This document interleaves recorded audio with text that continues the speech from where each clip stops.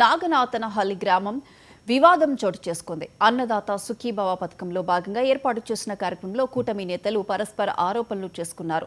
తమ నేతలకు కుర్చీలు వేయలేదని బీజేపీ నేతలు మండిపడ్డారు. సభా ప్రాంగణంలో టీడీపీ, జనసేన నాయకులు ఎందుకు లేరని అధికారులను ప్రశ్నించారు.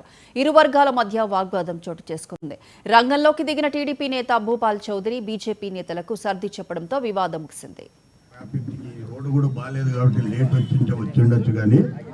కానీ అధికారులు అయితే మాత్రము ఆడ పాలాభిషేకం చేసినప్పుడు కూడా బీజేపీ నాయకులు ఉన్నారు. జనసేన వాళ్ళు ఈ ఊర్లో పిలిచారు, ఎవరు రాలేదు. ఆయన జనసేన నాయకులకు కూడా ఫోన్ చేయడం జరిగింది. దయచేసి ఇది మనము కూటమి ప్రభుత్వం తరఫున ప్రజలకి మంచి చేసే కార్యక్రమం. దీన్ని హుందాగా నడిపించాల్సిన బాధ్యత గౌరవనీయులు డాక్టర్ పార్థసారథి గారు ఎమ్మెల్యే గారు లేరు కాబట్టి ఇక్కడ వాళ్ళ అనుచర యంత్రాంగం మీరు కూడా వచ్చారు కాబట్టి ఇక్కడ మీనాక్షి నాయుడు గారు కూడా వచ్చారు, తెలుగుదేశం పార్టీ నాయకులు వచ్చారు, జనసేన మల్లప్పని కూడా పిలవడం జరిగింది. ఆయన అనివార్య కారణాల వల్ల రాలేకపోయారు. ఇది ప్రభుత్వ ప్రోగ్రాం.